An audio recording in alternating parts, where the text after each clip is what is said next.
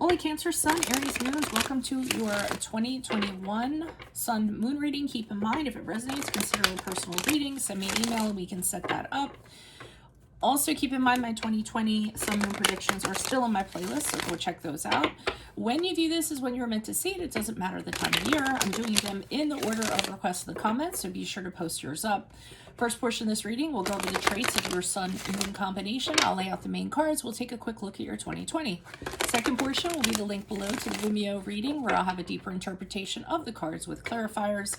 I'll be dividing the year up into 4 separate sectors. Other things to mention, ask me a question on Instant Go, check me out on Facebook, Instagram, and TikTok. And then check out my playlist for what is your ideal career based on your midheaven and what is your compatibility with your partner's sun sign. Otherwise, let's get to your combination. So Cancer, Sun, Aries, Moons, you possess a great deal of confidence and pride. This by no means implies that you're selfish or uncaring. In fact, you're very emotional and kind and caring. You would never treat others in any way that you would not expect to be treated. While you can be very straightforward with others, you can be sensitive and get easily upset when others do the same towards you. And you can be very expressive in letting them know this. In fact, you tend to react very emotionally when stung, but can quickly regain your composure afterwards. The problem is your harsh words can cause people to misunderstand you. When it comes to friendships, you're loyal, you're dependable, and you would defend anybody that needed it. But when your friends have their opinions regarding your ways, you're not one to invest heavily in them.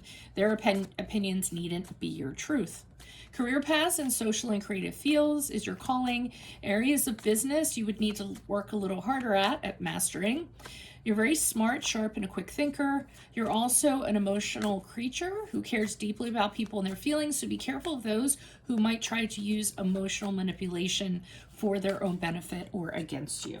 Okay, so let's see what's going on. Holy Spirit, angels, divine guides, universe, can you please provide your truth, your wisdom, your clarity, and your insight for Cancer, Sun, Aries, Moons for the year 2021? What do you see? What do they need to know to reach your higher ground, become closer to the universe and closer to divine through your messages for their greater good?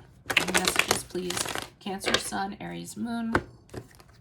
The year 2021. What do you see? What do they need to know? What do you see for January, February, and March? Cancer, Sun, Aries, Moons, please. What do you see for April, May, June? Queen of Cups in the upright. What do you see for July, August, September? Justice card in the upright. And what do you see for October, November, December?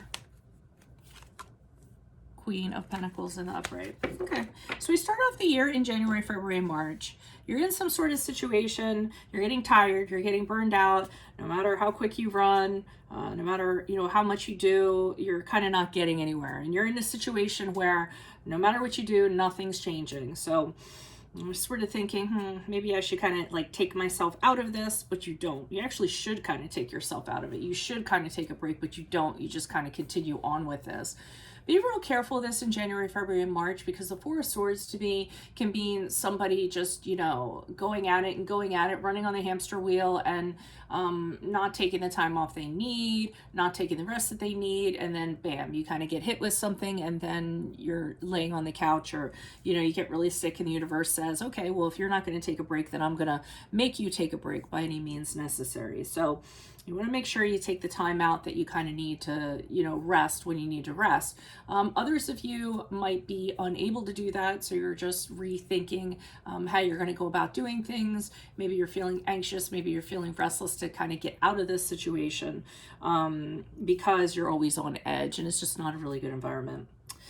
So April, May, June, we have the Queen of Cups in the upright. I feel this is very much you, and it could be coming off of this. So Queen of Cups in this situation for me is really connecting to yourself emotionally and figuring out what you need to do for life to be more meaningful, for things to be more meaningful. It's working on compassion for yourself. It's working on love for yourself, and all that stuff. And I feel like for this period, you guys are really going to be focusing on yourself, your emotional needs, what makes you happy, what you need to devote yourself to, what an emotional connection that you want to have with somebody, deepening your emotions even further. And I feel like it's going to be some spiritual work you're going to be working on in April, May, June. We move into July, August, September, and this is where I feel like balance gets restored back, or is restored back.